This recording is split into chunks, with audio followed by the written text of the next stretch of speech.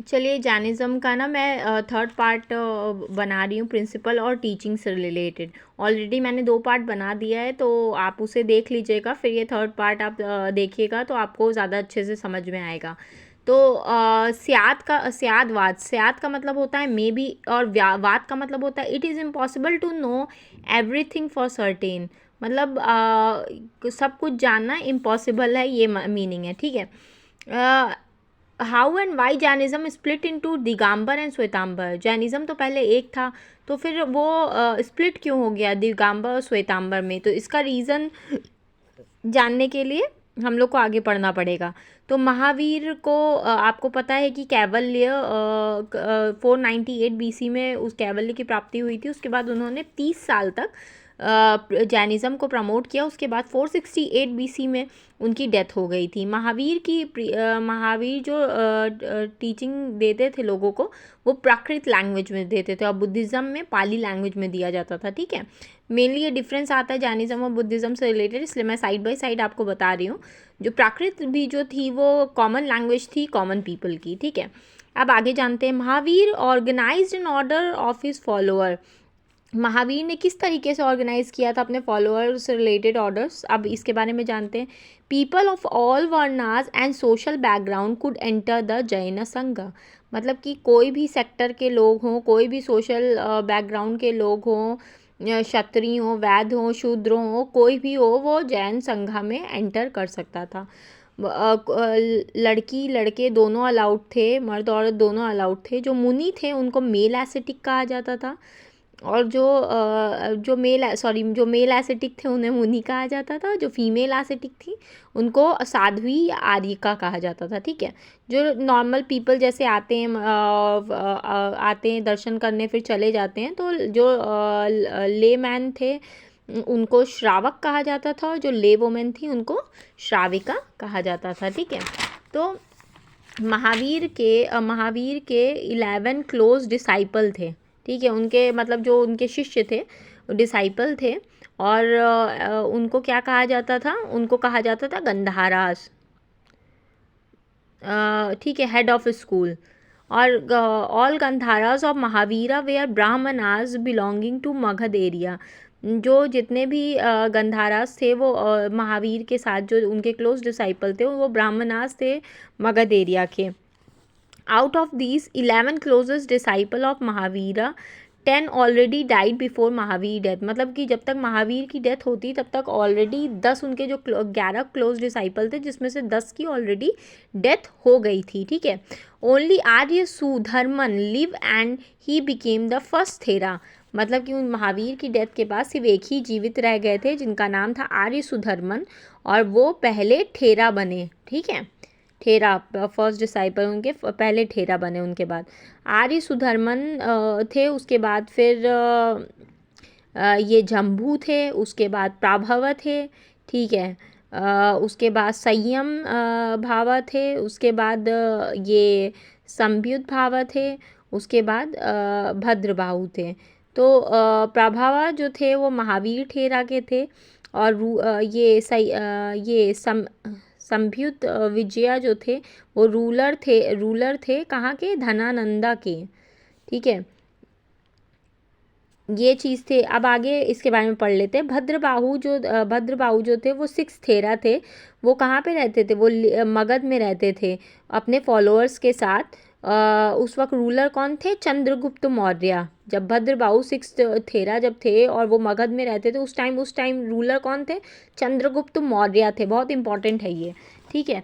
तो after 200 years, और you can say मतलब कि 200 साल बाद, या आप कह सकते हैं 4th सेंचुरी BC, मतलब कि महावीर की डेथ के 200 साल बाद, या आप कह सकते हैं 4th सेंचुरी BC, एक सीरियस फेमाइन आया था मगध में, ठीक है। जो गंगा वैली के पास था उसके पास, वहाँ पे एक सीरियस फैमिन आया था।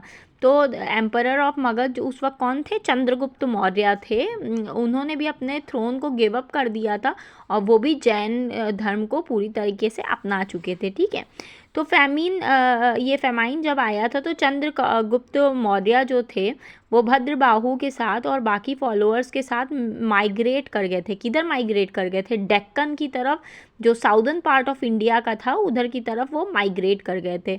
मगर कुछ जो जैन फॉलोअर्स थे वो यहीं पे रह गए थे, मगध में ही रह गए थे। वो माइग्रेट नहीं किए थे।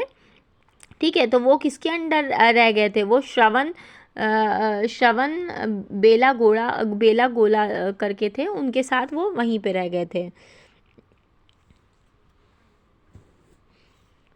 अच्छा सॉरी, ये ना मैंने आपको थोड़ा सा गलत पढ़ा दिया है, मैं दोबारा करेक्ट कर देती हूँ। चंद्रगुप्त मौर्य भद्रबाहु के साथ और बाकी फॉलोअर्स के साथ वो माइग्रेट कर गए थे डेक्कन में, साउदर्न पार्ट ऑफ इंडिया में, ये यहाँ तक सही है। बट बाकी थे वो मगध से माइग्रेट नहीं किए गए थे, और इन लोग माइग्रेट करके साउदर्न पार्ट में कहाँ गए थे?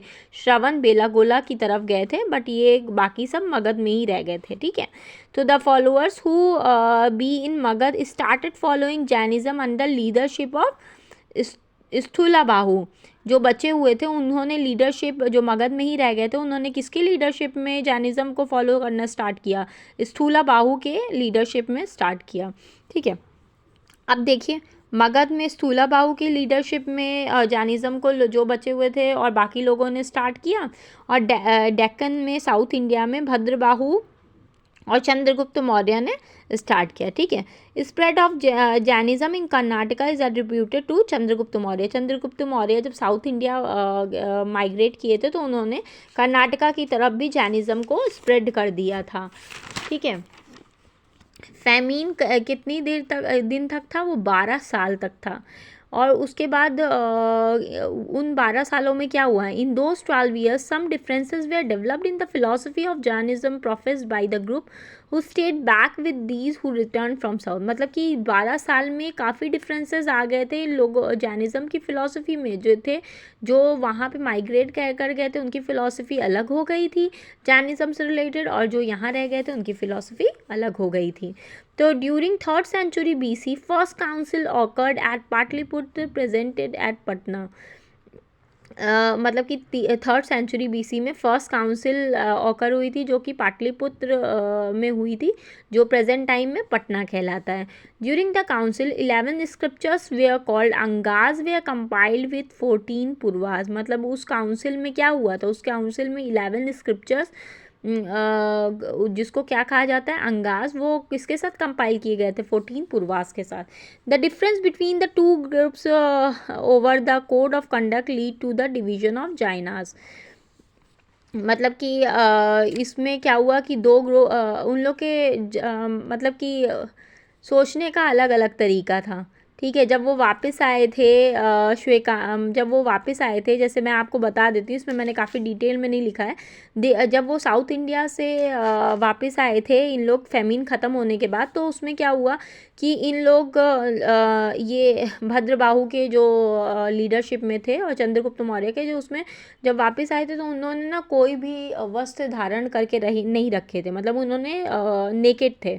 तो और यहाँ पे जो उन्होंने थे जहाँ पे जो स्थूलबाहु के अंडर थे उन्होंने वाइट कलर के कपड़े पहन के रखे थे। तो इस वजह से इन लोगों के उसमें डिफरेंस आ गया था। वो इस वाले फिलॉसफी को मानते थे और ये इस फिलॉसफी को। तो इन लोगों के इनको दिगंबर कहा गया, स्काई क्लैड कहा गया नेकेड, और इनको श्वेतांबर कहा गया, वाइट क्लैड कहा गया, जो वाइट क्लोथ पहनते थे। ठीक है, बस इतना ही डिफरेंस है। तो अगर आपको मेरी वीडियो पसंद आए तो प्लीज़ इसे लाइक कर दीजिएगा, कमेंट कर दीजिएगा, शेयर कर दीजिएगा और सब्सक्राइब कर लीजिएगा मेरे चैनल को। Thank you so much.